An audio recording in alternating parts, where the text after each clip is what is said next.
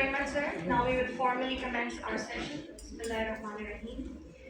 Honorable guest speakers, Mr. Gurragchaa, esteemed astronaut from Mongolia, Mr. Alper Gezeravcı, esteemed astronaut from Turkey, Dr. Vladimir, esteemed in charge of astronaut training Titan Space from United States of America, distinguished delegates and conference participants, Assalamu alaikum and a very good morning to all. This is your session host, Masuma Fatma, Manager International Affairs from Subarco, and on behalf of the organizing committee of iCAST 2025, I extend a warm welcome to you all in the remarkable session dedicated to one of humanity's most inspiring frontiers, human spaceflight. Ladies and gentlemen, the session is Meet the Astronaut session, organized under the theme of Enabling Human Spaceflight, Technology, Training, and Cooperation. From the moment Yuri Gagarin, the Soviet cosmonaut, became the first human to journey beyond our planet in 1961, human spaceflight has stood as a symbol of courage, curiosity, and the unlimited potential of human ingenuity. Today, human space exploration continues to evolve rapidly, driven by technological innovation, international cooperation, and the shared aspiration to push the boundaries of what we can achieve. Yet, it also faces pressing challenges, sustaining long-duration missions, ensuring crew safety, advancing life support systems, and preparing for deeper space missions, including lunar and Martian ventures. Ladies and gentlemen, it is therefore a privilege to host distinguished spacefarers and experts who embody this legacy of exploration and who bring first-hand insight into both the triumphs and the technical complexities of human spaceflight. The first honored guest speaker is Mr. Alper Gezeravcı, the National Astronaut of the Republic of Turkey. Colonel Pilot Alper Gezeravcı is the first astronaut of Turkey and a distinguished Turkish Air Force officer with over 2 decades of aviation and aerospace experience. He holds a Bachelor of Science in Electronics Engineering from the Turkish Air Force Academy in Istanbul and a master's degree from the Air Force Institute of Technology, Wright-Patterson Air Force Base, USA. As a seasoned fighter pilot, he has accumulated more than 15 years of flying experience on multiple aircrafts, including the T-41, SF-260, T-37, T-38, F-5, KC-135, and F-16. He has also served as a commercial airline captain with Turkish Airlines. Representing the Turkish Space Agency, Colonel Gezeravcı flew aboard Axiom Mission 3 to the International Space Station in January 2024, spending 21 days, 15 hours, 41 minutes in orbit as astronaut number 610 in human spaceflight history. His participation marked a historic milestone in Turkey's national space program and symbolized the nation's entry into human space exploration. A passionate advocate for science, technology, and youth inspiration, he often emphasizes Turkey's aerospace vision encapsulated in his statement, "The future is in the skies." Ladies and gentlemen, please welcome Mr. Alper Gezeravcı.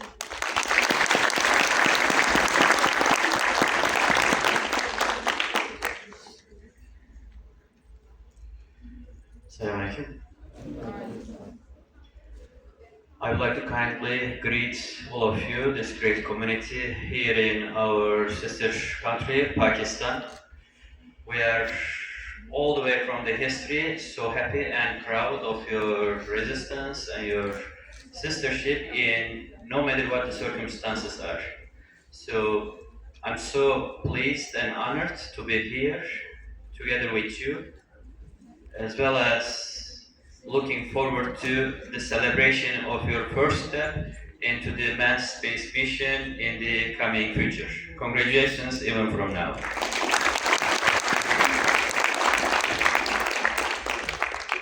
So as the Republic of Turkey, we weren't a state that is so far from the aviation and space.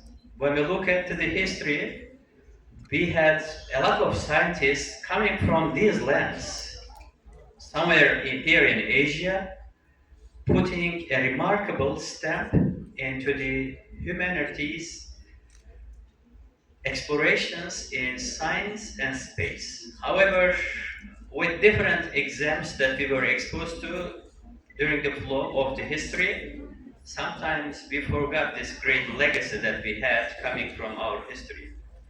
But let's put that aside.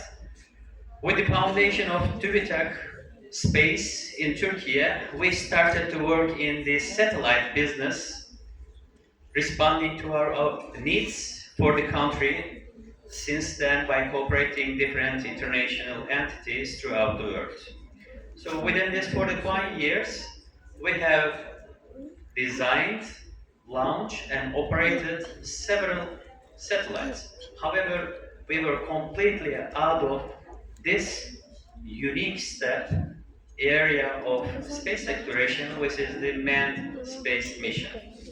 So in 2018 December, Turkey has founded Turkish Space Agency in order to execute all the space-related goals and missions under the government's central policy.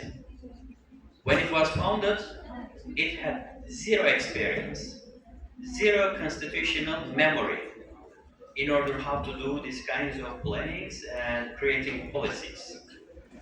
But with a rigorous hard work in 2 years, they came up with Turkey's national space program in 2021 February, in only 2 years. After that, we immediately focused on how to implement, how to execute these missions. And only 1 year later, in 2022, our president has announced to the whole public that they are starting the selection of an astronaut corps for the first Turkish mission in space. When I heard this announcement, I was in Turkey flying as an F-16 pilot in the Air Force in the middle of the night. When I heard it in the TVs, I was super happy and excited because up until that moment, even though I had an aspiration to reach out to the sky and fly with these airplanes, I had no dream about space. This is important because as the sister nation, Pakistan is right now following the same exact track, only from a different pattern. It doesn't matter. The main goal is important, to be able to reach out to the space and to get rid of all the obstacles ahead of us, limiting our children's future dreams.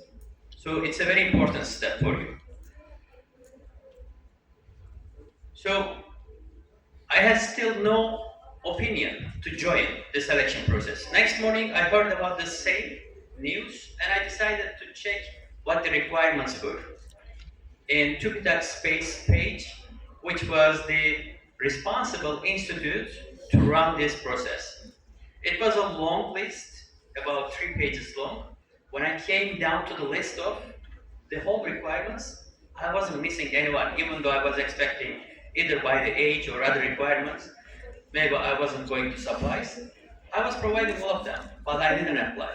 Why? Because all the way from the childhood, as a person who had never dreamed anything about space, I had to understand what the real expectation was. Not only the written ones on the paper, but I had to assess myself if I was really addressing all these requirements, not only physically, but mentally and psychologically as well. It was important. So I had only 3 weeks. I tried to dig in all the open sources in order to find out what this concept is working and reflecting into the practice. All those open sources that anyone can access through internet. So at the end of three weeks, I had already completed all the mental, physical, and psychological responses that I needed in my mind, and I applied for the process. I have to emphasize this here. I have no hesitation about the work to be difficult or hard to address.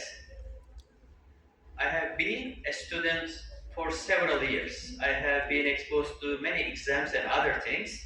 All my life long, when I was facing with an exam or any kind of interview or a big challenge as a next step, a threshold for the next step in my life, I've always reminded myself a motto which has always been so useful to me.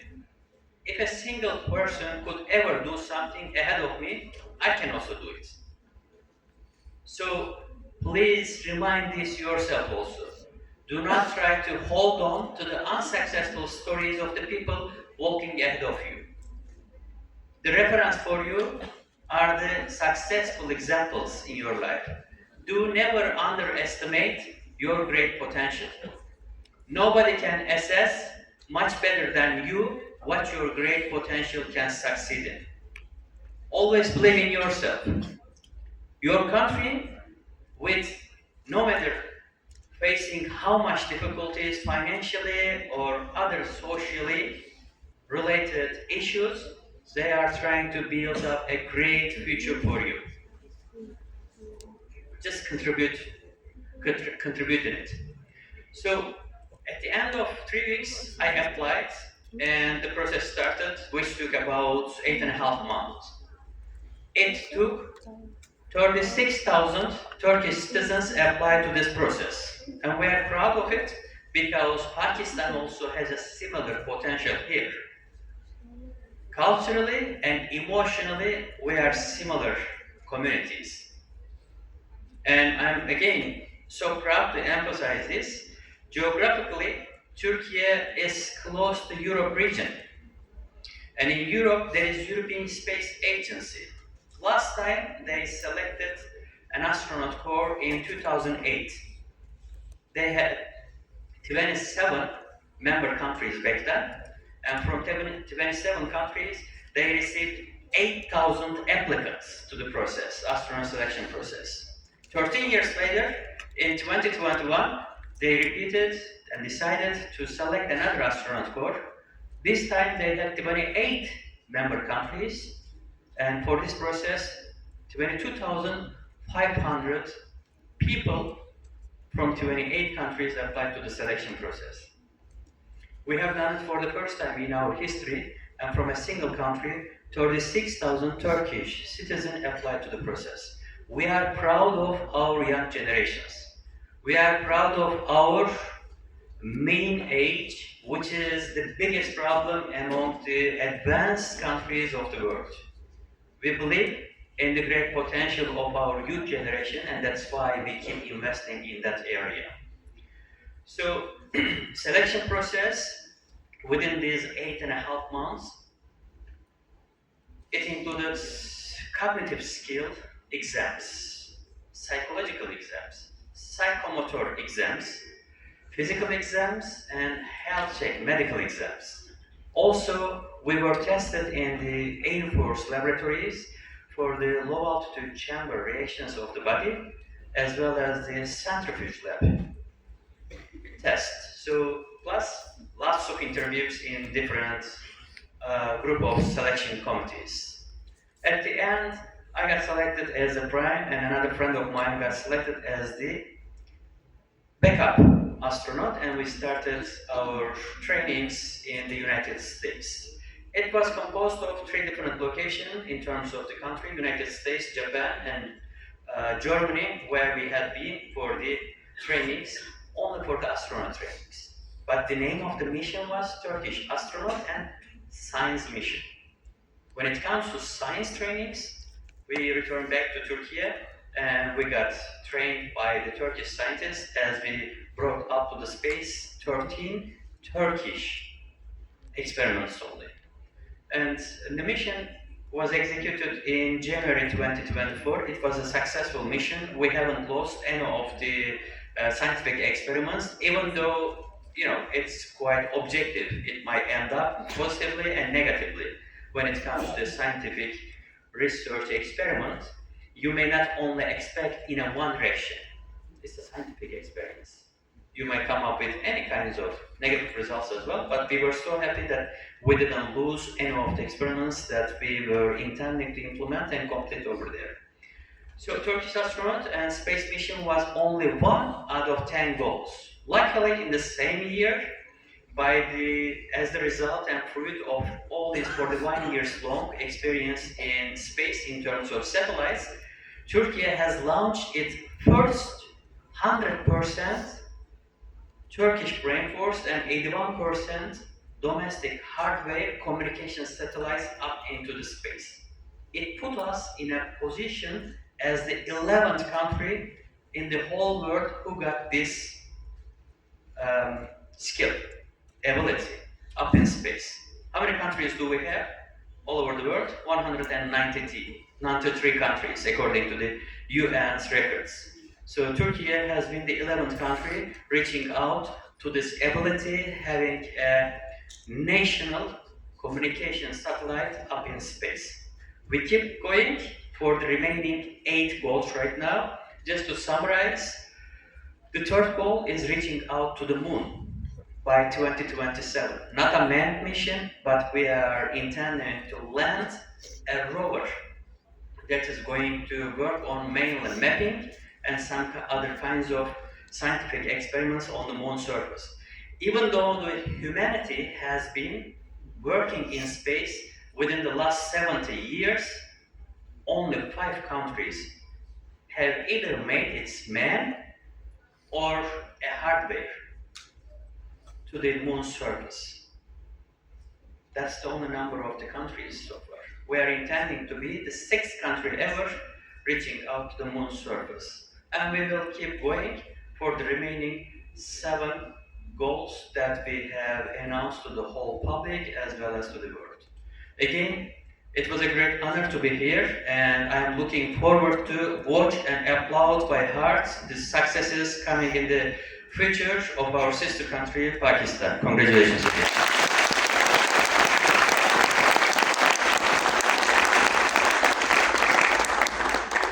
Thank you, sir, for sharing that insightful experience of yours.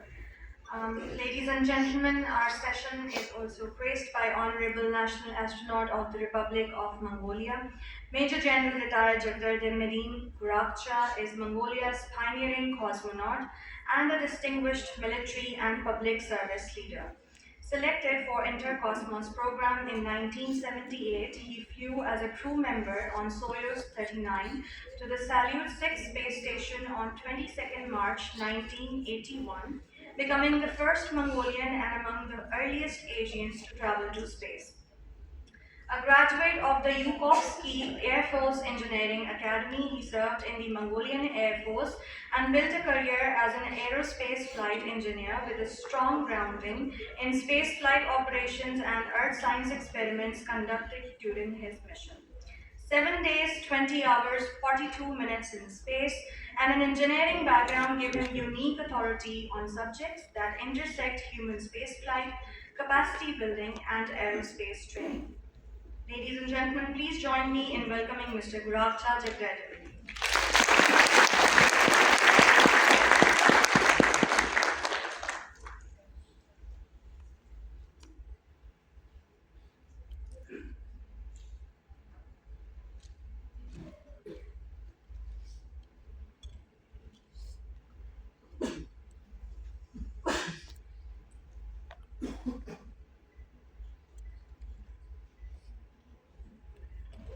Kunjatto, Tanoito, in Gujarat, India, Ukul, Alsa, Alasan Japan, I was in the United Mongol Sansas of Hitting of Chichiru, Mongol Sansas, Hitting Bill, Santana, Hitting Mukaria.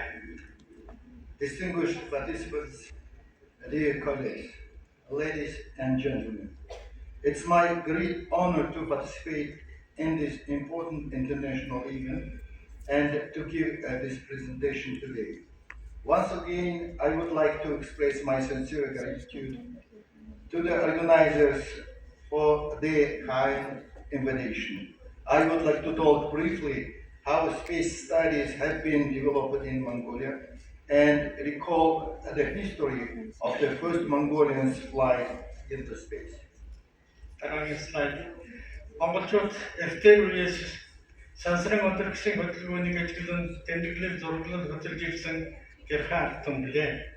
Көктемгөл одоо төрчлөн тэтгэлийн газар дэлхийд үзүүлэгч зам ёсыг монголчуудын эртнээс сонирхож байсны нэг тамгахан баримтан манай эртний өмнөх 3000 жилийн тэртех үйлдэгдэж одоо бүртэл хадгалагдаж үлдсэн хадны зургнууд сансрын агуулгатай хадны сүм зургнууд юм аа.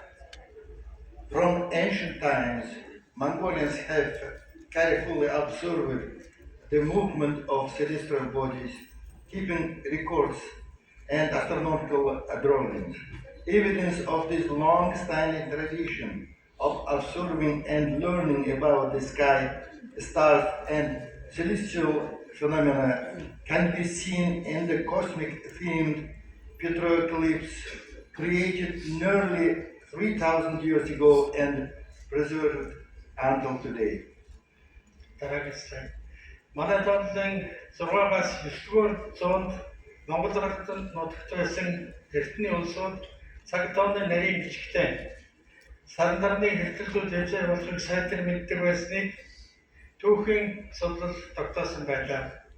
Асар удам нутагтай нүүдлэх, ангөрөө хийх, шуудан өртөө залгуулах, хэмжинтэй, тань байлдан хийх зэрэгтэй зөвчгийн нарийн баримжааг одогсын тусламжтайгаар олон ажил үйлсээ гүйцэтгэж байжээ.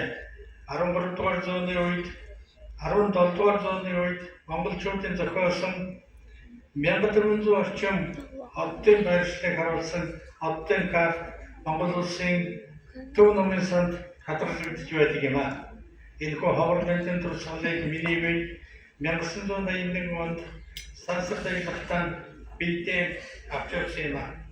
Historical studies reveal that between the 6th and 9th centuries, the ancient Mongolian states maintained precise calendars and accurately predicted solar and lunar eclipses. It has been noted that as the nomadic Mongolians used knowledge on celestial navigation for migration, hunting, postal relay systems, trade caravans, and military campaigns. In the 17th century, Mongolian scholars created a star chart depicting the positions of approximately 1,400 stars. This unique artifact is preserved in the National Library of Mongolia today. I had the privilege of carrying this rare and invaluable heritage into space during my space mission in 1981. Монгол орнод хөгжлөө болсон буддын их баг таван ухаан өөр хоорондоо маш нийцтэйгээр холбогдсон хөгжиж ирсний давуу тал хүн сансар их дэлхийн хүн холбоог олон талаар тодруулахад одоо ч ачааллтай хэмээр байна. The 5 major and minor sciences of Buddhism that were harmoniously developed in Mongolia are still enhancing our understanding of the profound interrelationship of humanity, cosmos, and the earth, knowledge that continues to retain its relevance today. Сансрын улс орчны системчилсэн олон талт судалгаа шийдэлгээ 20 дугаар зууны 50-аад оны сүүлчээс Монгол улсад эхэлсэн гэж хэлж болно. 1956-57 онд Монгол улс гадаадын зарим орнуудын шинжлэх ухааны байгууллагатай холбогдсон орчин үеийн сансар судлалын гараагаан дэлхийн соронзон орн, дэлхийн хийх замуудын огт ажиглалтуудаар эхлүүлсэн төвтэй. Space-oriented, systematic, and diverse space research in Mongolia began in the late 1950s. In 1956-1957, Mongolia established cooperation with international scientific organizations and launched geomagnetic measurements and optical satellite observations, making the beginning of its modern engagement with space science. Улмаар олон зургаан их төвхтэй Монгол оронд Отон орон судлах, хөрөл тогоотын отон орон судлалын төв баригдаж, Орос Германы нарийн багш техникээр тоноглогдсон. Subsequently, in a country with a rich and ancient astronomical tradition, the Kurultogot Astronomical Observatory was constructed in Mongolia, equipped with sophisticated Russian and German instruments. Дараагийн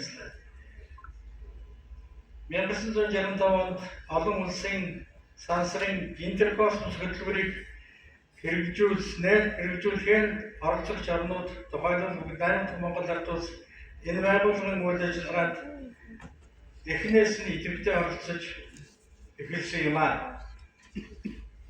A significant development in space science occurred in 1965 with the beginning of the International Intercosmos Program. Mongolia participated actively to this program. Тухайлбал сансрын модулын физик шин чанарыг судлах, сансрын цагуур судлах, сансрын холбоо, сансрын биологи амгаах ухаан, дэлхийн зайнаас танзан судлах зэрэг 5 үндсэн чиглэлээр ажлын хэсгүүд байгуулагдаж, байнгын үйл ажиллагаа явуулах болсон юм аа. As a result, new research structures were created and national research units were formed in 5 key fields. It's space physics, space meteorology, space communication, space biology and medicine, and remote sensing. Дараагийн интеркосмос хөтөлбөр амжилттай хэрэгжсэн бодит баталгаа бол 1978-аас 1988 онд амжилттай хэрэгжүүлсэн олон улсын сансрын багуудын жолоотод нислэгүүд юм аа. In 1967, by decree of the government of Mongolia, the National Intercosmos Council was established. The effectiveness of this intercosmos program was later demonstrated through a series of successful international space missions conducted during 1978-1988.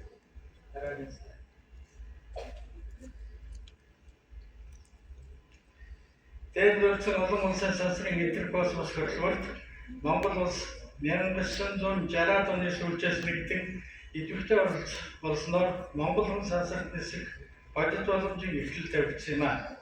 1970-аад оны дунд үеэс сансрын интеркосмос хөтөлбөрт оролцогч орнуудын иргэд зөвлөлтийн сансрын нисгчтэй хамтран зөвлөлт улсын сансрын техникээр сансарт нисэж эхэлсэн юм аа. Богдлорд нэгдсэн манай орны хувьд өөрийн ээлжээ болоод иргэний сансарт нисгэд бэлэн болсон бүх бэлтгэлийг хангах нөр их ажлыг энэ үеэс хийж эхэлсэн юм аа. Үүний дунд сансарт нисэх иргэний сонгон шалгаруулах, бэлтгэх, эрдэм шинжилгээ сорилт туршилтын олон хөтөлбөрийг боловсруулан хэрэгжүүлэх зэрэг олон талд нягуур ажлыг As previously mentioned, Mongolia's involvement in the Intercosmos program in the late 1960s paved the way for the real possibility of Mongolian citizens traveling into space. This, starting in the mid of 1970s, astronauts of participating countries began flying aboard Soviet spacecraft. Mongolia also began to prepare its own citizens for space mission. This preparation involved a range of technical tasks, including the selection and training of candidates, the development of research experiments, and the comprehensive planning required for the mission. Сансрын хамтарсан нисгийн амжилттай хийх шаардлагатай бүхэл бэлтгэл сургуулийг тусгайлан боловсруулсан хөтөлбөрийн дагуу Юрий Гагарины нэрэмжит сансрын нисгчийг бэлтгэх төвд 3 жилийн турш хийж дүүргэсэн юм аа. I have always regarded the privilege of becoming the first citizen of Mongolia to travel into space as both a profound honor and a solemn responsibility entrusted to me by the Mongolian people. To ensure the success of the joint space mission, I completed all the required training over the course of 3 years at the Yuri Gagarin Cosmonaut Training Center, following a specially developed and rigorous preparation program. Such extensive and comprehensive training was essential and is indispensable for undertaking a mission of this magnitude.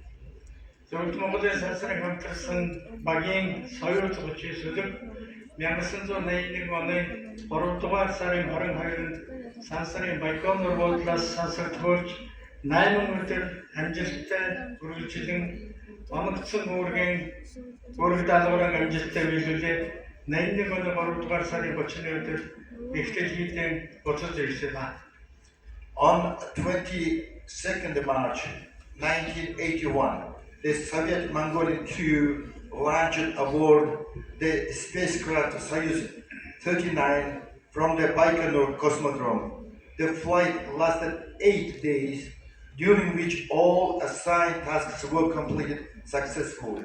We returned safely to Earth on 30 March 1981. 1961 онд Yuri Gagarin сансарт нисч заммурын гаргасан Тэржим гэдэг олон улсын сансруудын өргөн дардан зам болжээ.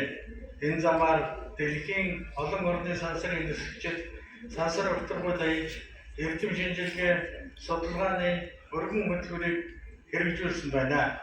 Өнөөдрийн байдлаар дэлхийн 45 орны 638 хүн сансарт ниснээс зөвлөлтөд Оросын холбооны улсын 136, Америкийн нэгдсэн улсын 337, бүгд найрамд хятадд улсын 28 нэгэн сансарт нисжээ. During the mission, we conducted more than 30 scientific experiments across space physics, engineering and technology, space, biomedicine and remote sensing. Since Yuri Gagarin first traveled into space in 1961, the road he pioneered has expanded into a broad path of international space exploration. Today, astronauts from many nations are implementing extensive scientific programs in orbit. Mongolia is proud to be among these countries. Today, 638 individuals from 45 nations have traveled to space, including 136 from USSR, Russia, 337 from the United States, and 28 from China. Slide.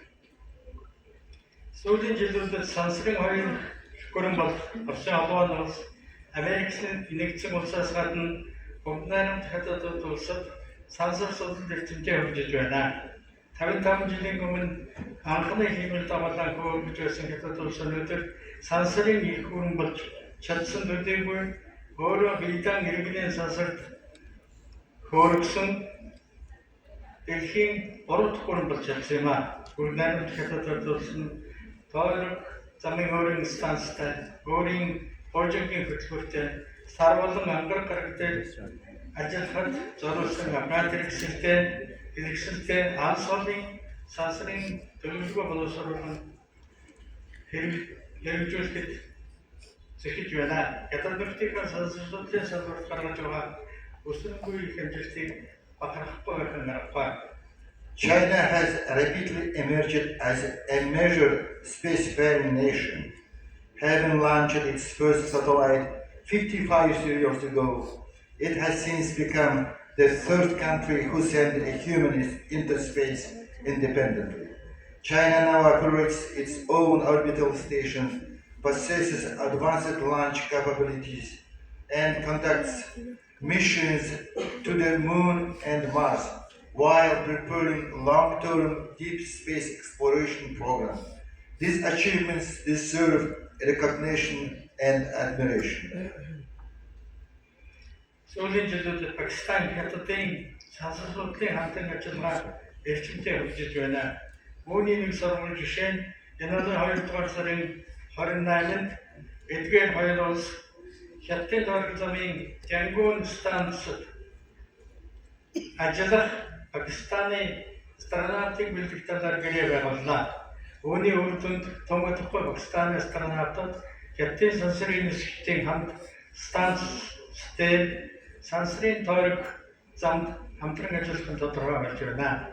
Хятад Пакистаны сансрын хамтын ажиллагааны амжилтад шинэ сэтгэлээсээ баяр хүргэхийн ялдамт энэ ажиллагаа нь сансар судлалын салбарт амжилт гаргах хэрэгцээтэй байгаа бусад орнуудад сайн жишээ болох нь эргэлзээгүй юм.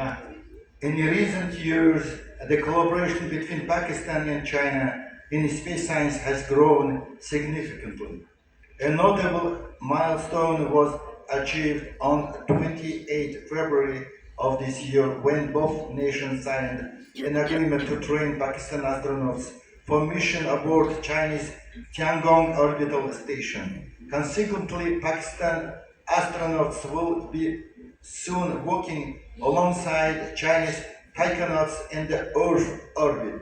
I extend my sincere congratulations to China and Pakistan on this successful partnership, which serves as an inspiring example for other nations aspiring to advance in space exploration. I can warmly congratulate both China and Pakistan on this achievement.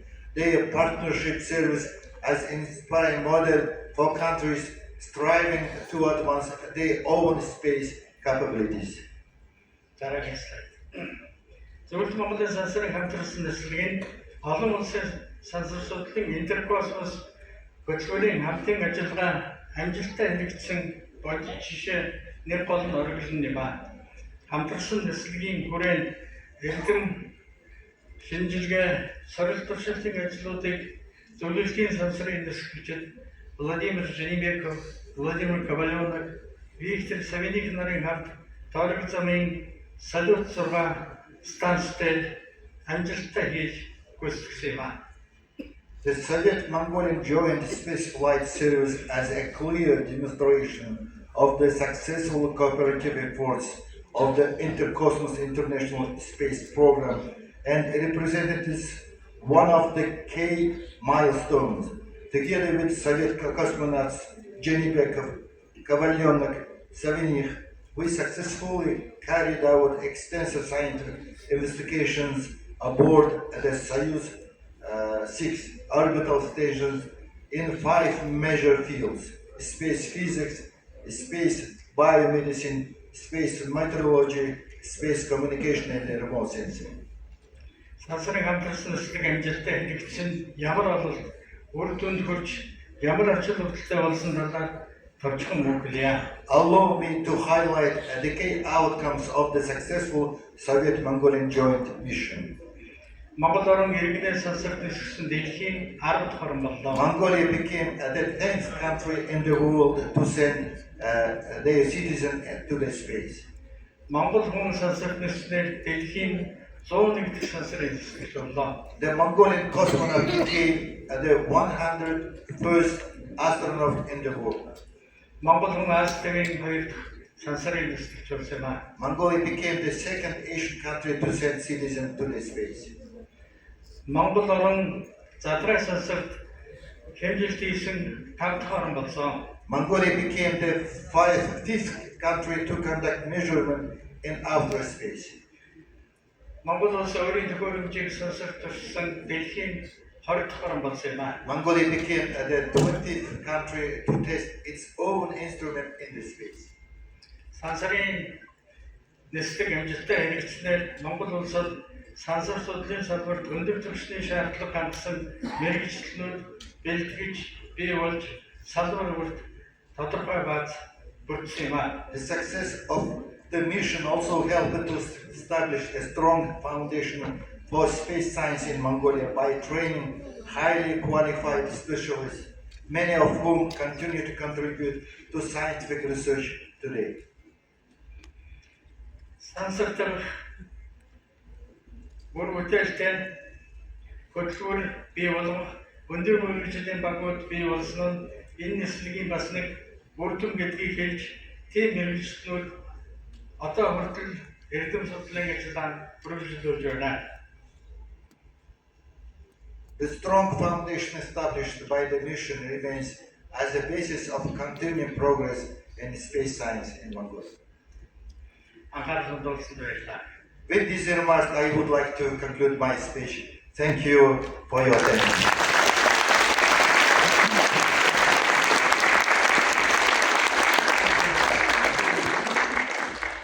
Thank you very much, Mr. Gurragchaa, accompanied with a distinguished Mongolian scientist and an academic leader himself, the Honorable President of Mongolian Academy of Sciences, Mr. Vladimir for interpretation. Please give him a round of applause.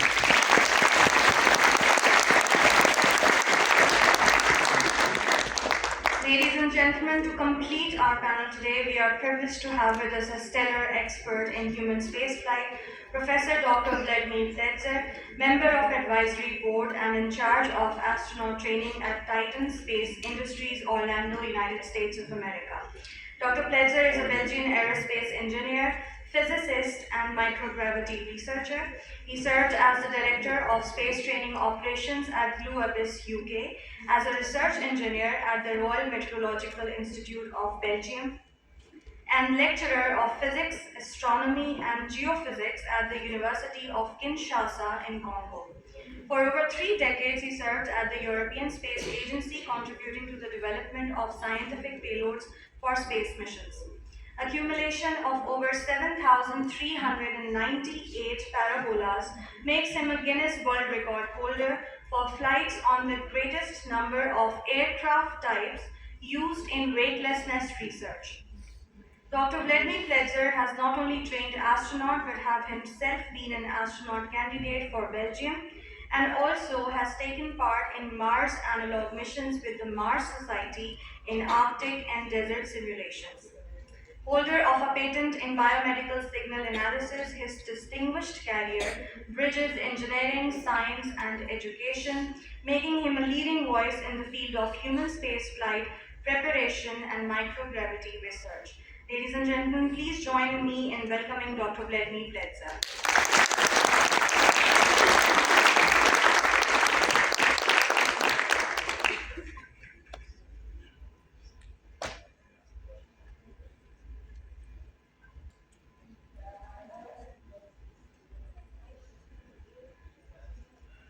Assalamu alaikum. Hello, good morning. My name is Vladimir Pletzer. I would like to thank all of you, and particularly His Excellency the Vice Chancellor, the all esteemed guests and dear colleagues that are here, the student also, or future colleagues, to be here to attend this session. And I'm very honored and very pleased, very happy to be here among you to discuss the future of human spaceflight. I would like to give you my point of view regarding training of astronauts. As I was said, I'm a candidate, astronaut myself, astronaut candidate for ESA, selected by Belgium. I participated in the selection of 1991, and I worked for 30 years at the European Space Agency in charge of payload development and also microgravity research flight, what we call parabolic flight. I will tell you about it a little bit in a second. And then we trained astronauts also, and we opened this flight to the general public a few years ago. And you will see a few pictures, a few videos also showing you what exactly it means. So I suppose this is, yes. So a quick background, but I will not spend time on this because you read all this already. I am presently working as an astronaut trainer and member of the advisory board at Titan Space Industries in Florida, in the UK, in the US, and I'm also director of space training operation in a British company, previously Blue Abyss, that is now changed into Notex Global. My background is engineering and science, physical science, and I was lucky enough to be selected also by my country as an astronaut candidate and presented at the ESA selection. So a quick word about training. the usual training for an astronaut, like at ESA or NASA, what we call professional astronaut, those astronauts who actually follow all their career as an astronaut, their training is taken in 3 places, and the total duration is typically 4 to 6 years, depending on the type of mission. This, you see here the 3 parts of the training. The first part is the basic training, where normally all the candidates are gathered together and they are instructed in all different fields of technology and science to bring them all at the same level of knowledge so they can continue together the further training, the more specialized training. During this basic training as well, the different physical skills are rehearsed and also learned, like scuba diving for those who never dived before, piloting aircraft for those who are not pilot, and all sorts of different other physical and technical skills. This training lasts typically 1 to 2 years, after which the candidates are officially nominated astronaut, and they start the second part of the training, which is the advanced training, or sometimes called also the mission pre-assignment training. During this part of the training, which lasts typically about a year or so, they continue to specialize in the different field of physical activity, scuba diving namely, but also to introduce for training for EVA, extravehicular activity. I will detail that in a second a little bit better. And also they start to work and to prepare their own experiment that they will conduct during their space flight. I said this lasts typically a year to 2 years, after which they are ready to be assigned for a mission. Once they are assigned to a mission, they start the third part of the training, which is a more demanding, which is the mission-specific training.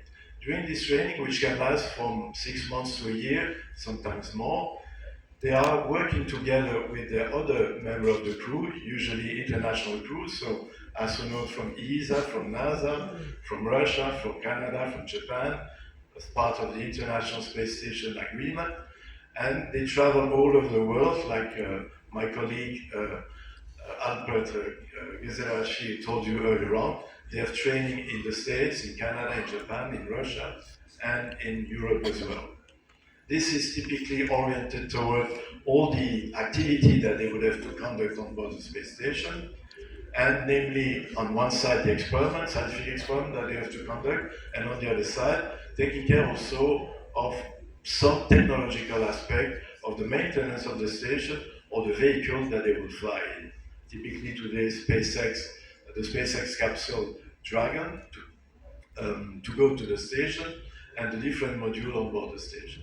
The video now will show you a little bit of an introduction of the training at ESA of the last selection that was conducted in 2001-2022, where 17 astronaut candidates were selected, 5 members of the core team who started immediately the training, and then 12 part of the reserve team, among which 2 are already flown. First, a Swedish astronaut, Marcus Wann, that flew on the mission with my colleague Alper Gezeravcı here, and another one, a Polish astronaut, who flew recently, 3-4 months ago, also during an axiom mission with SpaceX. So this little video will detail you more about that. I hope we have sound as well. Okay. There we go.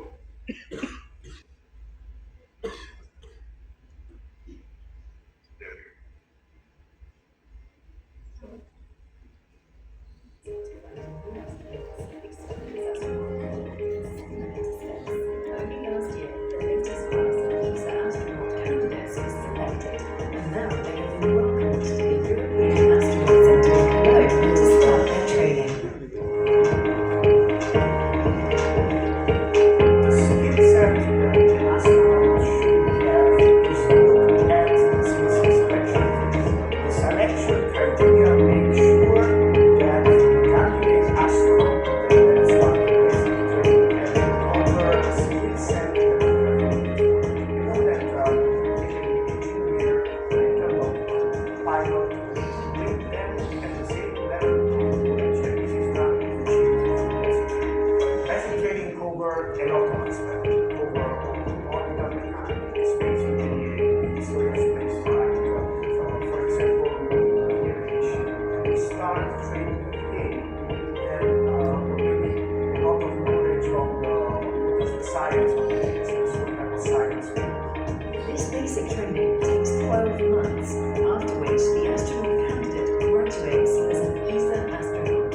They can then start the next part of his or her training, the pre-assignment training. So depending on when we start to have this fully astronaut, we continue to train on the such mission. This includes further systems training, vehicle training, robotics and EVA training, not just in Cologne, but also across international partner sites like the Johnson Space Center in Houston. Once they are assigned to the mission, they would slightly train mission-specific training is really specific tasks and activities. So that means we have different trainings for each astronaut and certain set of experiments, they have certain tasks of daring, all that drives what we train for. During this phase, the astronauts will also train as often as possible their mission crew members, learning how to work together, sharing goals and responsibilities. Today, astronaut training is still mostly geared towards a 6-month stay at the ISS. With challenging ambitions for human spaceflight, training will change as well.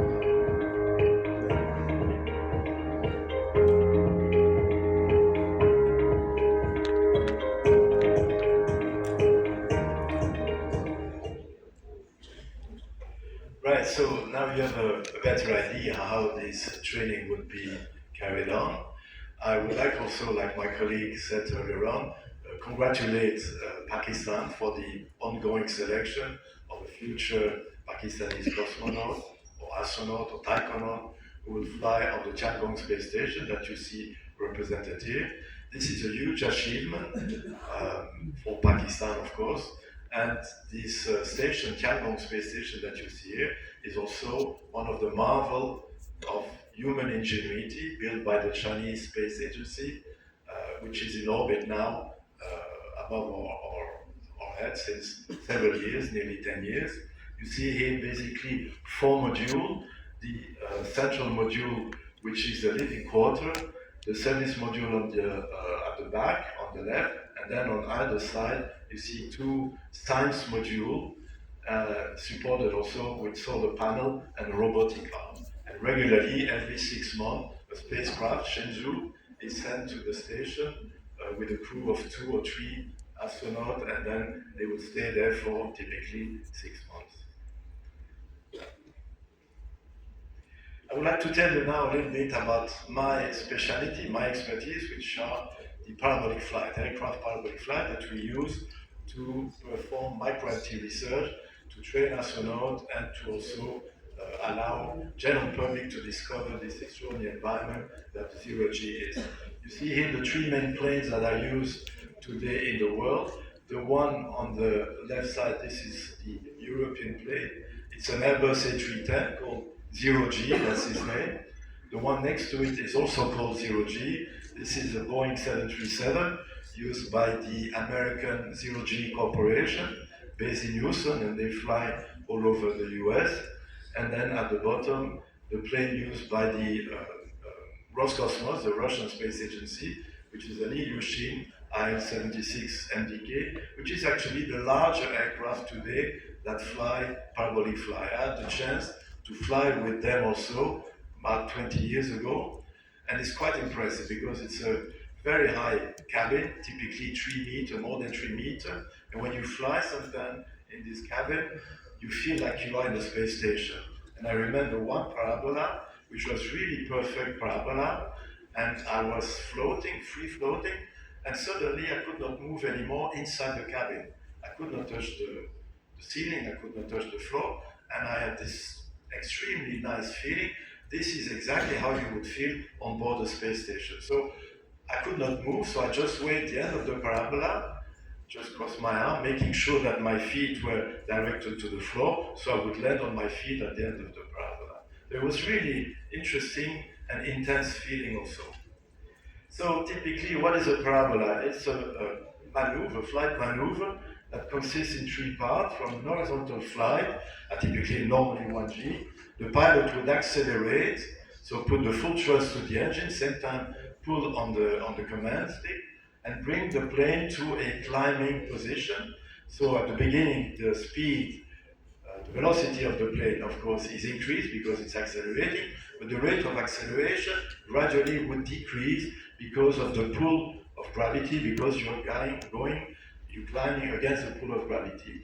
When the climbing angle reaches approximately 45 to 50 degrees, the pilot switches off the engine. There's no force other than gravity that acts on the plane. Due to its initial velocity, the plane continues to climb, reach a maximum trajectory, and continues to fall on the other side. When the plane goes up, he's already in free fall, even if it is going upward, so free falling upward, and free fall means the only force acting on the body, on the vehicle, is gravity. If you nullify all the other force, gravity is the only acting force, you are in free fall. And inside the vehicle, you are in weightlessness, your weight is zero, you are flying in microgravity. So when the plane reached then a diving angle of 40, 42 degrees, the pilot put again full thrust to the engine, accelerate to another period of 2G, come back to horizontal flight. So you see three parts in this maneuver. The first part, which is called the pull-up, with an acceleration of a little bit less than 2G, 1.8G, which lasts 20 seconds. The period in the middle, the 0G period, where this lasts also about 20 seconds, with a couple of seconds, 1-2 seconds for transition. And then afterward, the pull-out, where acceleration can reach again 1.6 to 1.8, nearly 2G, for 20 seconds as well. So the entire maneuver lasts for 1 minute. We repeat that 30 times during a flight, sometimes more. For ESA flight, ESA campaign, we do 30 flights like that. And I flew once on this NASA campaign in the US, where we did 120 parabola in one flight, just in a roller coaster fashion, which is quite demanding, but very interesting also. So you see, this is lasting for 1 minute, then we have a 2-minute break, so scientists on board can work on their experiment and prepare for the next parabola. The little video here now will explain you all this in more detail. So now we are on board this aircraft, the Airbus A320, on board which we can recreate zero gravity conditions of the weightlessness state. And to achieve this, the pilot on board this plane will, from the horizontal flight, raise the nose of the aircraft up to an angle of 40 degrees, same time putting full thrust to the engine, so accelerating up to 2G. After about 20 seconds, when the angle is about 45 to 47 degrees, the pilot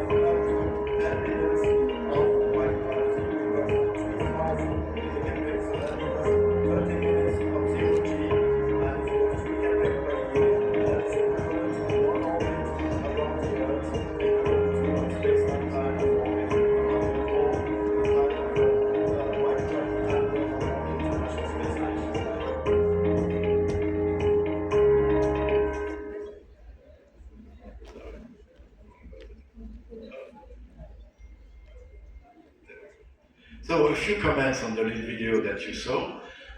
First, you see it's extremely interesting environment. It lasts only 20 seconds, but you can do a lot in 20 seconds. If you're well prepared, well trained, and you know exactly what you do, if you concentrate on what you do, it's really, really a useful environment.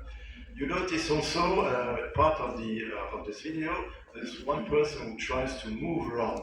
The only way that you can move in zero gravity, zero G, weightlessness, is by action and reaction. So you push yourself on the wall by reaction, you move on the other direction, or on the floor, sorry, on the ceiling, or on the floor.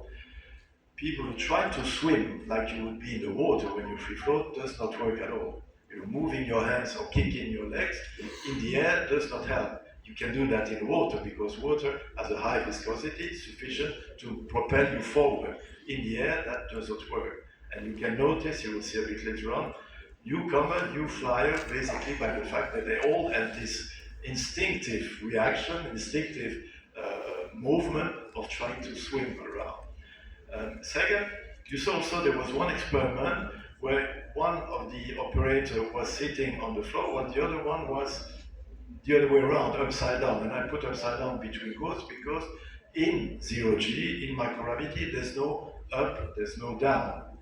What gives you the feeling of up and down on Earth here is gravity. Gravity pulls you down and you are standing on the horizontal surface, which is the floor. Nobody would go to the ceiling and stand on the ceiling. In microgravity, you can do that because there's no up, no down. You can go sitting on the ceiling or on the walls, on the floor, wherever you are, because you are free. The third dimension, so you can move not only forward or sideward, but you can also move up and down. So the third dimension is suddenly accessible to you, to the human being, for research, for experimenting. And this is also a nice picture I want to see. Here I'm risking my life to show you what you are not supposed to do. Normally you're not supposed to free float upside down with your head to the floor. Why? Because the pilot can abort the maneuver of the parabola at any one time due either to a technical problem or air traffic control problem or whatever. And you don't want to land on your head with twice your body weight to fall on your head. But still, it's very interesting. And as I say, we use this flight at the beginning. We started that in 1985 to do research, to do science, microgravity science, to prepare for a future space mission. At that time it was Space Lab, and then since the mid-90s, late 90s, to prepare also the mission on the International Space Station. We did a lot of campaigns like that for science, but then also we realized that associating the astronaut to the experiment preparation was also a very important point. And since the beginning, we tried to fly also the ESA and NASA astronaut who would perform this experiment. So they could have a first-hand training in zero G, and then later on we realized also that it's an important part of the training for new ESA astronauts. And this little video now will show you the astronauts of the selection of 2008-2009 who experienced their first second of zero G during parabolic flight before going to the International Space Station.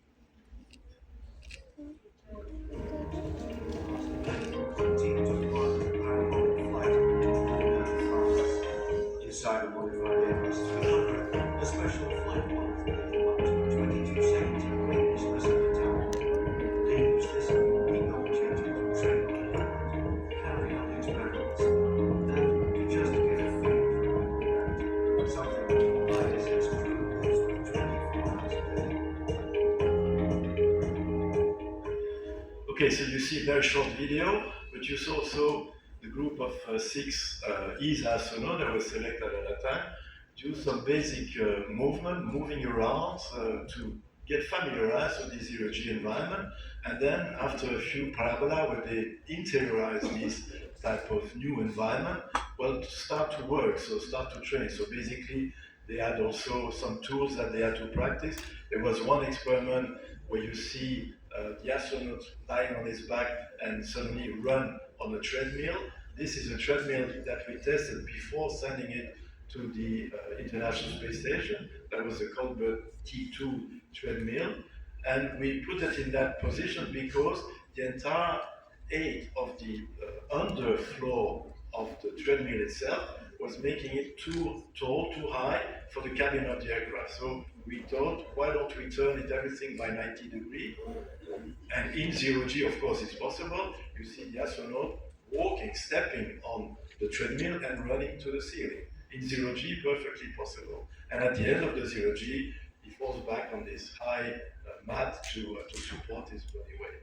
And another experiment you see here, movement of rotation are quite difficult to train underwater. Translation you can easily do underwater, but rotation is more difficult. So training the astronaut in this kind of moment can only be done, or maybe be done, during parabolic flight in zero G.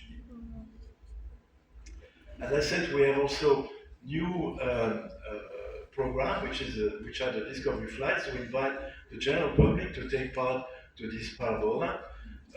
We give them 15 parabola, one Mars parabola when we give the Mars gravity for 30 seconds, two moon gravity parabola like this one, which lasts 25 seconds, and then 12 zero G parabola, which lasts each 20 seconds.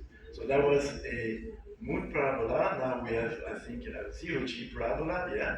And I would like to draw your attention to the young lady there, which is now next to my colleague in orange, who is a little bit petrified. She doesn't know what to do or where to go. So I was there, of course, as an instructor, so I reached out to her, tried to grab her by the hand, but she did not want to let go of the handrail. And you see also all the other passengers, they had a very simple task to go from one side of the plane to the other side, either underneath or above. You see it's total chaos, goes in all directions. And this poor lady, on the second parabola, she again was completely, but still smiling, because it's an extremely great and superb environment in which you discover all that. At the end of the parabola, everybody falls down, of course, and we tell them to lie down on the back, not move their head, to, let's say, take these 20 seconds of 2G without moving too much. So it's very interesting also, and it shows also the difficulties that you have at the beginning for the first flight when you discover the zero G, to move around, to start to exercise, to control your body, and so on. So this is very, very useful tool. Another part of the training is centrifuge. Centrifuge, it allows to, let's say, simulate part of the launch and part of the re-entry as well.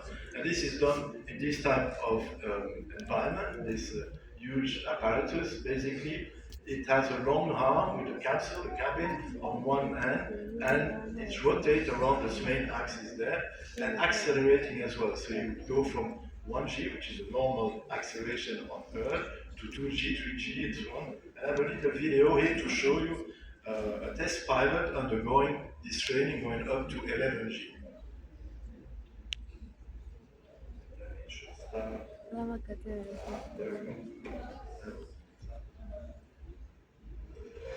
So you see also the bottom G left, you go from 1 to 4, 6, 10, now suddenly you go 11G, which is extremely fast, extremely high onset of change. How do you support that? Well, the main thing that you have to be careful is make sure that you keep some blood in the brain, in the head. Why is that? Because during the high G period, all the blood is going down to your legs, to your feet. So what you have to do, this is another part of the training of the ESA astronaut, the latest selection. When they were going through training as well, but only at 2G, 2 to 3G, for typically 12 minutes. So this, the one from the test pilot is relatively short, it's typically a minute or so. The one of the astronaut, they were typically up to 12 minutes, just to get used to this high G environment and do simple movement with the hands as well, try to reach switch on the switchboard and this kind of thing. It's very disorienting as well. You see John McFall, a British reserve astronaut and para-astronaut actually, you see he's losing a little bit his balance because really his system is no longer accustomed after a few minutes of being back on Earth in 1G. I wanted to tell you also about the high G training for in centrifuge. I did that several times also. What you have to do is keep the blood in the head. So for doing that, you try, you think, and you do it. You clench all your muscles starting from your feet. So you clench the muscles of your feet, the ankle, the legs, the thighs, the torso, the abdomen, and eventually the neck, the arms as well. And you try to keep, by constraining all the muscles, to keep the blood in the vessels upward in the head, basically. And you breathe very shallowly.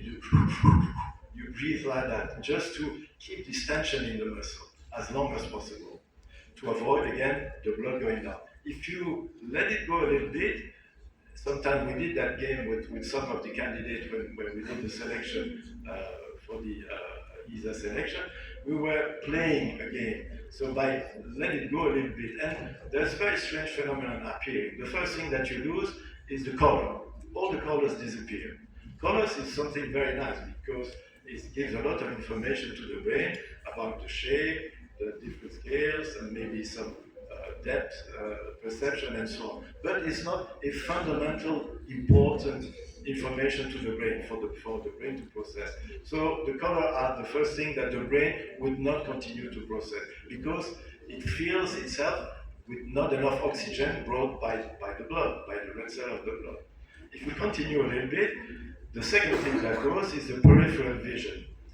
So you cannot no longer see on the side because, again, peripheral vision is an important thing to go, but not that important compared to what is in front of you. What is in front of you is the most important thing. So you lose the peripheral vision, and your vision field diminishes. This is what's called the tunnel vision. If you let completely go, suddenly it goes, and then you fall in consciousness. It's called the G-lock, G-induced loss of consciousness. But if suddenly you clench your muscle again, you open the tunnel, and then you can play. You clench it, you let it go, you clench, you let it go. And then the tunnel will open, close, open, close, open, close. It's very interesting, very funny to do. Anyway, that's part of the training also. That was done part of the selection when we did it. It was actually to measure if the art performance would be optimal as well, that it would not be extra RB, basically. And it's also used to accustom the astronaut for their future flight mission. Next slide. There we go. Next slide is EVA training.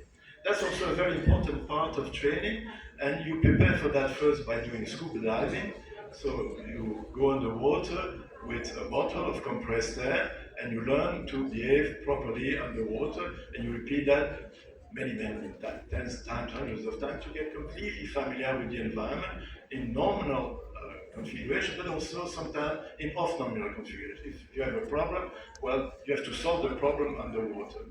Once you master that, you go into the next step, which is the EVA training. And for the EVA training, you start first with the simulated spacesuit, EVA suit, which is simply an overall that you put above a diving suit, and you have attached to yourself like a rack attached with all different tools that you will have to use underwater.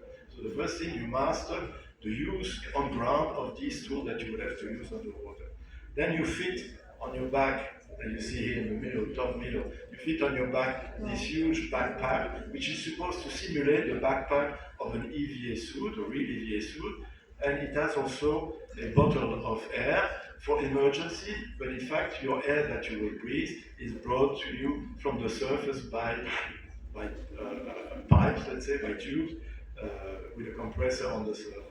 Then the next thing, you put this helmet on with a full face mask, so you have a radio connection also with a mission control center, which is just next door, and you can talk to them, you can receive instruction and so on. And once you're ready, you put your gloves. These are two pair of gloves, basically, to simulate EVA gloves. EVA gloves, imagine that you have two large gloves on top of each other, ski glove, for example. You lose completely tactile sensation, and you have still to work and exercise a lot of force and strength with precision. So this you learn also in zero G underwater how you would do that. Once you're ready, you go in the water. You have with you several divers. In case of emergency, there's always a diver in front of you with an extra mouthpiece, so you can fit inside your mouth immediately. And then two other divers who will take care of you of for balance, to bring you down, for equilibration, and so on. And you stay there for 6-7 hours underwater. So you need to work very calmly, of course, you need to do things thoroughly, but something that you realize very soon, very quickly as well, is that you have only two hands. And in fact, you would need three hands. And out of these two hands, one hand is the left hand. You would need actually three right hands because there are so many things to do and to carry and to move around. For example, the protocol for EVA underwater calls for the fact, the safety issue, that you should be always attached with two lifelines. So you attach your suit is attached to a handrail outside of the station by 2 points, which means that before you can move, you have to hook a third point before you can unhook the first one and then move on to the next one. So at all time, you have always two lifeline, two hooks that hold you close to the station. So it means that you have to do that with two hands, also carry the payload attached to you and secure it, and then also use the different tools that you have on the rack in front of you. So it's quite complex, quite difficult, and the first time you do that, you say, this is impossible, I cannot do that. And then of course, you train, you start, you continue, and eventually you get the feeling of it, and at the end you manage to do it. And it's very useful part of the training also, where you simulate the space environment in the water, underwater. It gives you also the feeling of the zero-G simulation, basically that you can float like in zero-G, although it's not real zero-G, it is a simulation. You are actually in a neutral buoyancy environment.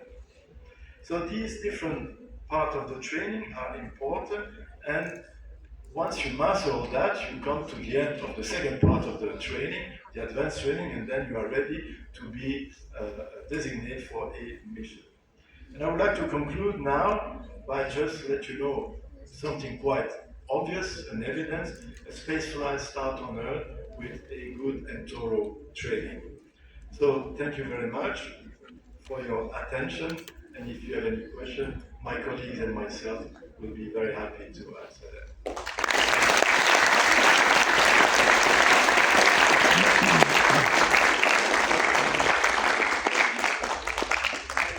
Thank you very much, Dr. Gezeravcı, for sharing your truly interesting experience. Ladies and gentlemen, with every opportunity comes challenges, and the dynamics of space makes everything complex, intricate, yet truly magnificent and inspirational. I would request Mohammed Aram Khan, Divisional Head International Affairs of Saparco, to please join us on stage for the panel discussion session on enabling human presence in space, followed by a Q&A session from the audience.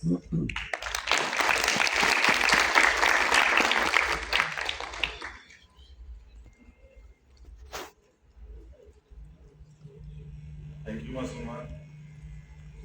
Ladies and gentlemen, excellencies and distinguished guests.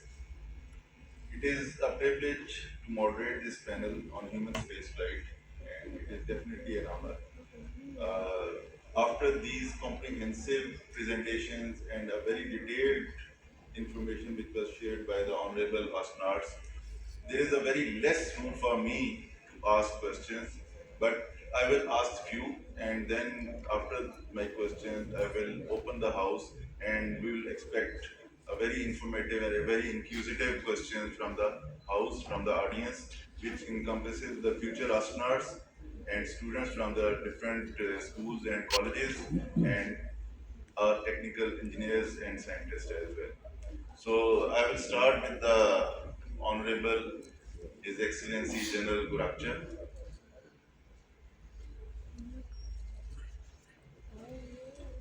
So, as one of the early pioneers who traveled to the Salyut space station in the 1980s, you experienced spaceflight when many human factors, principles were still emerging, with challenges like physical, physiological, or operational.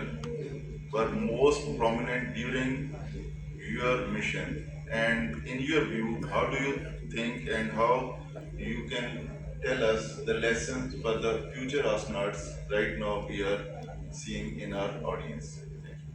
Thank you.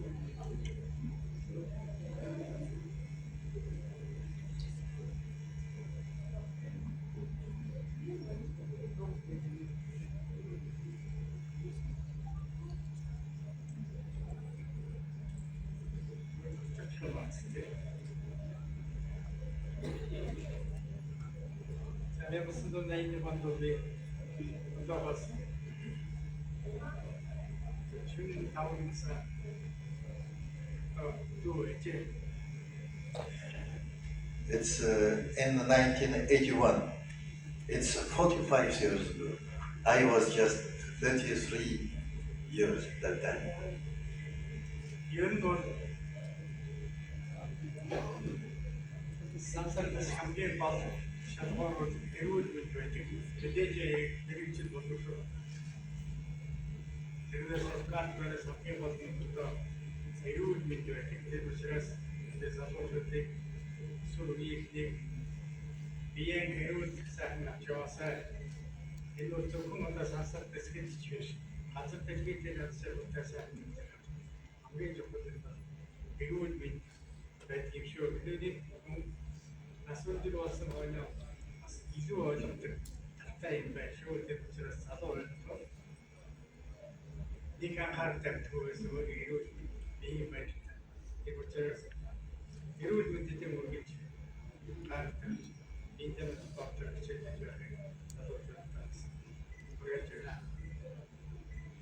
Of course, in order to be chosen as a cosmonaut, as astronaut, it's many things, many parameters should be satisfied.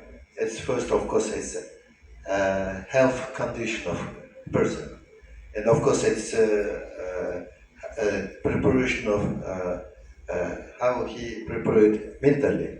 It's important, and I would like to advise to young people to worry about health from the beginning, from the ages. It's important not only for preparation to space flight, it's important for happiness in your life. And I would like to wish to all these young people to take care about your health. When we are younger, never thinking about it. But when becoming older, it's important. And it's really important to have very healthy body in order to fly to the space. Thank you, General, and thank you, Excellency. If a very short incident he want to share with us during his flight to the space station.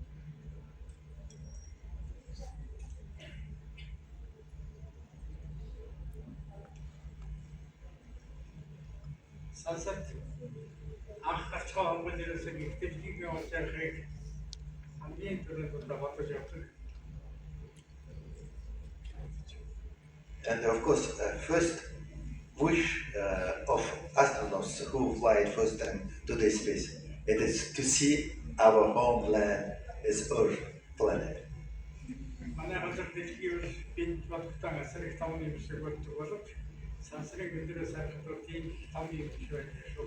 Yes, we always think that our planet is a big one and huge land for everybody. But from the space, our planet is small, very fragile, very nice planet.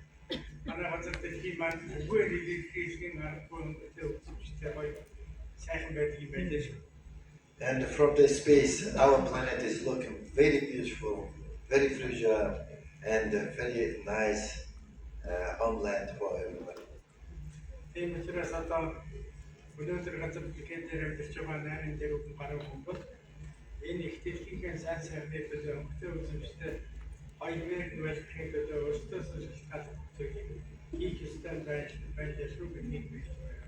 And I would like to say that all people who live in the earth should love our planet, should protect our planet. Because just cosmonaut, astronaut people who is looking outside and look at this, how it's fragile, how it's beautiful homeland for everybody. Thank you very much.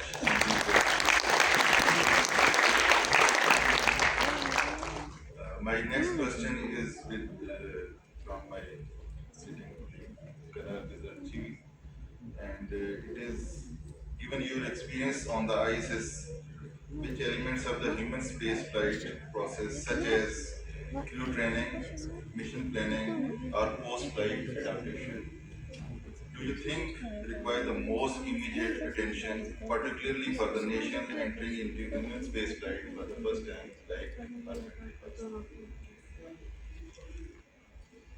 It's a quite inclusive and diverse training field, as Mr. Vladimir has tried to summarize in a nutshell, and it's applying to several different fields. However, as it's going to be the very first training for Pakistani friends, hopefully in the coming year, I would like to initially emphasize on the first link, first chain of the whole issue, which is the communication. You are not executing the mission in your own native language, so absolutely try to focus and give emphasis on your language skills in Chinese, as you will be implementing this mission in a Chinese platform. So try to use excessive effort in gaining language skills, because mission might fall in the nominal or abnormal conditions.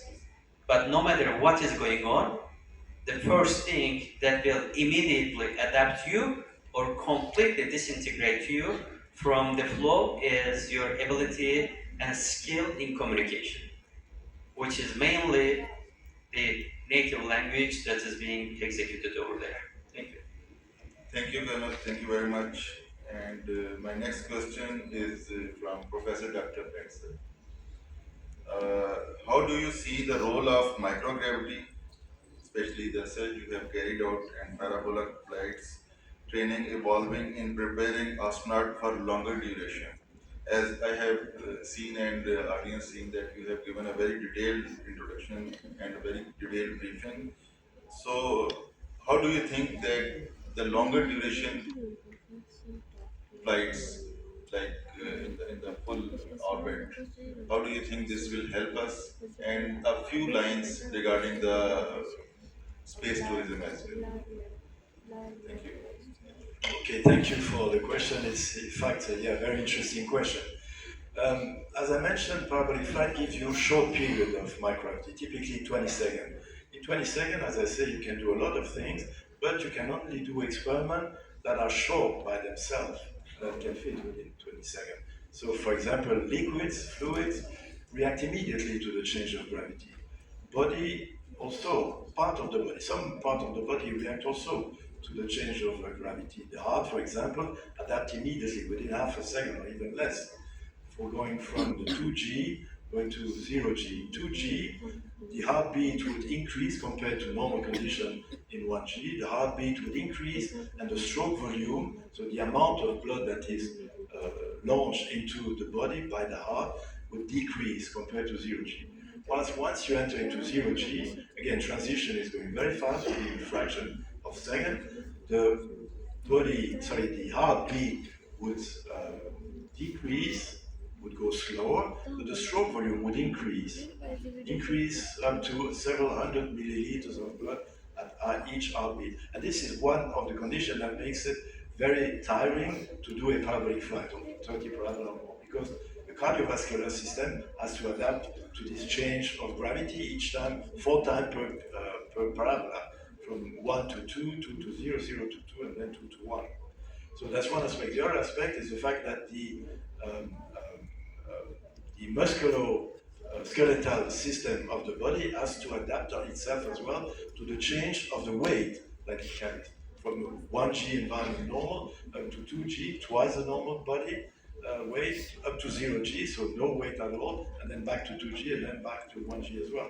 And this change for 20 parabola gives you also 120 times change of gravity level for during one flight.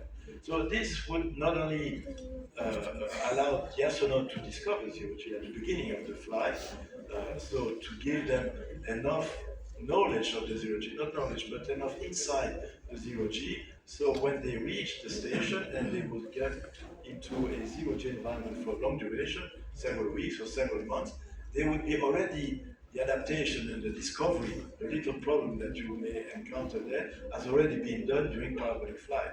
They would know already by then how to move around by pushing on one wall or on the other, and how to move around or to grab an handrail and so on. So this would be mainly important at the beginning. Now for long duration space flight, of course, we cannot simulate that completely during parabolic flight. But as I said, it would be a very good introduction to that. But we realize as well that some of the physiology system start to be modified after a certain period of time. As I mentioned, short duration, for example, the heartbeat is changing, and the heart condition, cardiovascular condition, is changing. The breathing is changing as well. Pattern of the brain is slightly changed as well. For long duration, several weeks, several months, there are other effects that appear. For example, the loss of all mineral salt in the bones. It's called the demineralization, the bone demineralization. And this is probably due, I say probably because there are still not complete full agreement with among all the different science teams all over the world, but most likely it's due to the fact that the body, the skeleton does not have to carry the weight of the body. So that means that some bones lose their strength, lose their composition, while other bones stay the same. So the bone that loses the strength is typically the arms, the shoulders, the legs as well, and the spine, while some other bones carry the same amount of calcium mainly and other minerals. So this is a very active field of investigation which is known since long, and which has also a very important spin-off for Earth medicine, because it allows to treat a sickness on Earth that is called osteoporosis, that affects mainly older people. So people above 50, 60 years of age, if they do not perform physical exercise regularly, they will suffer from osteoporosis, so this bone demineralization. So studying this sickness on astronauts, which are usually people in good health, that appear to, the sickness appearing after a few weeks or a few months, that gives you a model, an accelerated model in zero G of what happened to a normal human body in a path of 1 G during 50 years.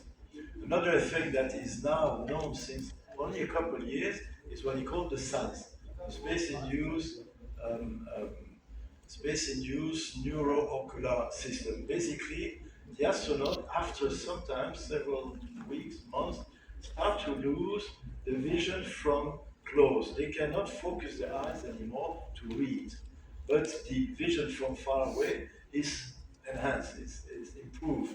And this is a very important effect, because it is now known that is linked to a compression of the optical nerve. And if nothing is done to alleviate that, a mission to Mars, for example, would probably, in some astronauts, would yield the fact that astronauts could become blind, not only losing bone mass, bone density, but some of them could become blind as well. And again, it has a spin-off also for people on Earth who would suffer from this type of, or similar type of ocular problem. Studying this on astronauts gives some methods and some way of curing or helping people who are at this sickness. So there's always this interplay between micro research and ground research for human physiology. Thank you, Professor. And I will have to take up very few questions, very brief one, and I will request the honorable astronauts to be a little bit brief, so that we are running short of time. Only 3 to 4 questions from the audience. Please raise your hand.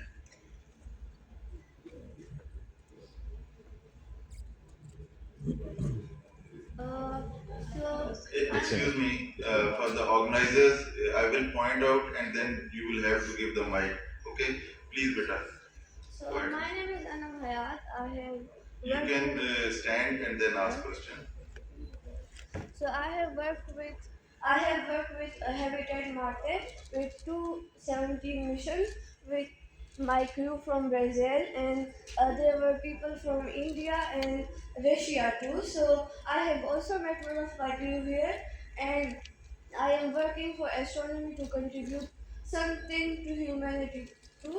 But my question right now is that from the Turkish astronaut, that if there are new missions and more astronauts, the Turkish astronauts. If the mission increase and there are more astronauts and the work gets good, so will they collaborate with Pakistan like Subarco or like how China did? Okay, thank you. So Colonel Asper, please. that's right. We'll be happy to cooperate with our sister country, Pakistan, as well as all the other countries, as the space domain is an international cooperation domain.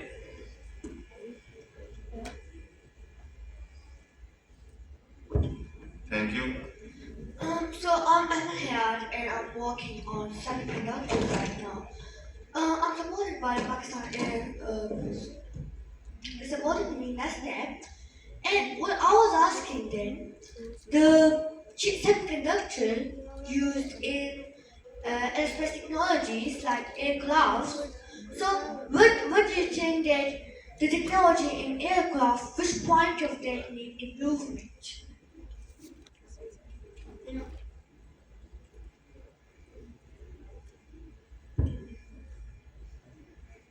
Who will like to answer this question in a short way?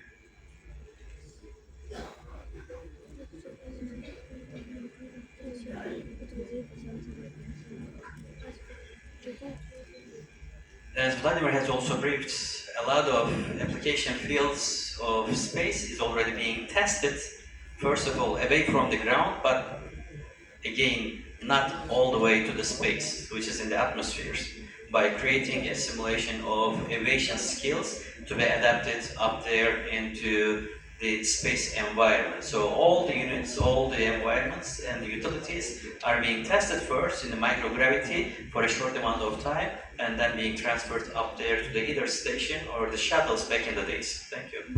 Thank you very much. A question from Professor Osama. Mashal Shoukat from Cairo University, Egypt.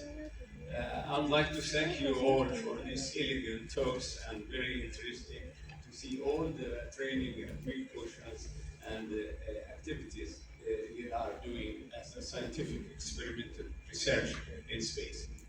The point which I would like to say a few comments from Professor Vladimir. How about the landing again, backing again to our homeland, Egypt, Earth? What's the procedures you are doing with the astronauts to take care of their life back to Earth? This is what I missed in the talk. So please, if there is some comments, I would be pleased to hear. Thank you, Professor Ahmad, for asking question. Please. Yes, thank you for the question. It's indeed a very important part. Maybe my colleagues would be better placed to answer this question regarding their own personal feeling. All that I can relay is what my colleagues, my friend who flew from ESA as ESA astronaut, told me after they came back. Of course, when they come back, they are very happy to be back on Earth. They all say that it's a beautiful planet. They see it from afar. They see the danger on the atmosphere because it's so thin. They see the effect of pollution everywhere. They're happy back on Earth, happy to find a family and so on. But at the beginning, after they return, they're also very busy because they're busy with debriefing, with giving interview, visiting scientists and talking with them about their experiment. And after some time, I remember this is the French astronaut who told me that, Jean-François Clermont. He was finding himself in his home in Houston, where he was living at the time, and he was just having a rest, sitting in his living room on the sofa, and said, I'm glad to be home now. I can start to think about doing things at home with my family. And for example, I want to change this thing here. Maybe I will put the sofa on the ceiling, the table I would put them against the wall, and then he realized that no, I cannot do that on Earth. He was still in his mind on board the space station, he was still flying in his head. So all the astronauts say that it takes some time to readapt to a 1G environment, especially after a long flight. Then there are also the psychological effect, the fact that you miss the second home, which is in space, and that you come back to your first home, which is on the Earth. And that takes also some time to adapt. Maybe Alper, you want to add something? No? Thank you. Thank you, Dr. Pletzer.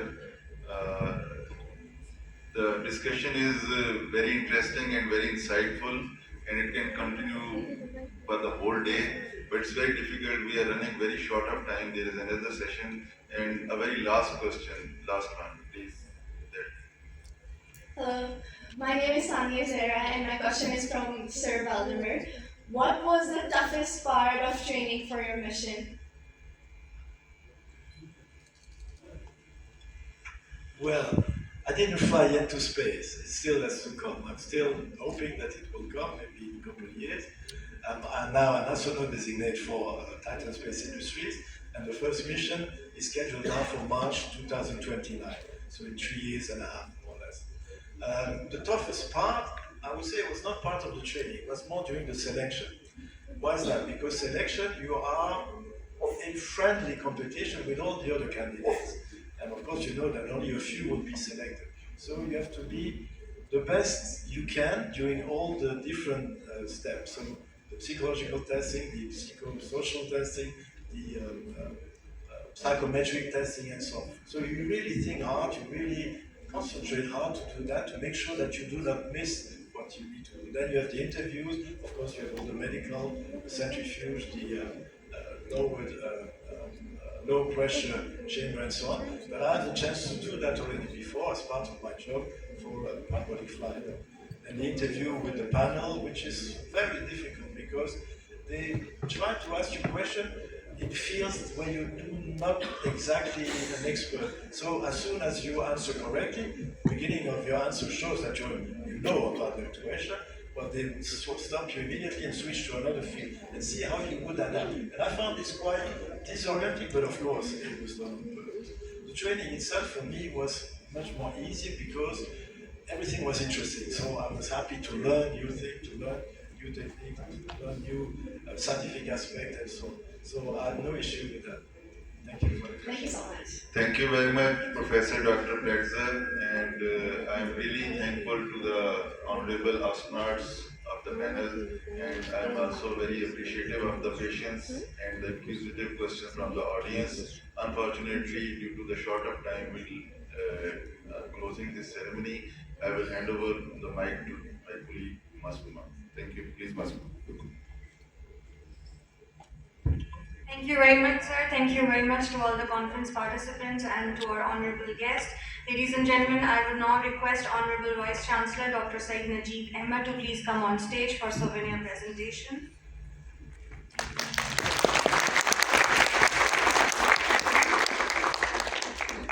I would invite Mr. Gezeravcı to please receive his souvenir.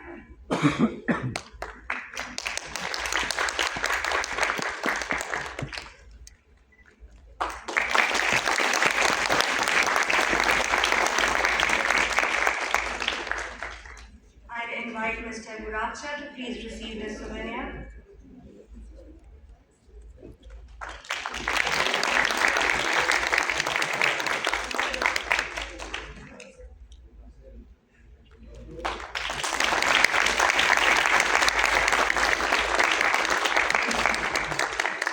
I'd invite Dr. Pletzer to please receive his souvenir.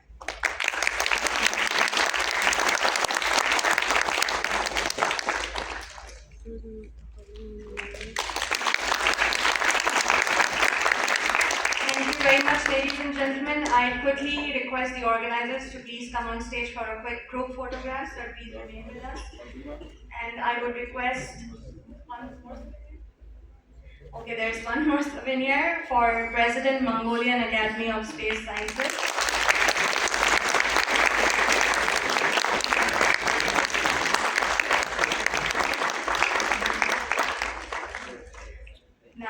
quickly request the organizers to please come up on stage for a quick group photograph, and all the participants will be joining us outside the auditorium for a photography session with the honorable astronauts.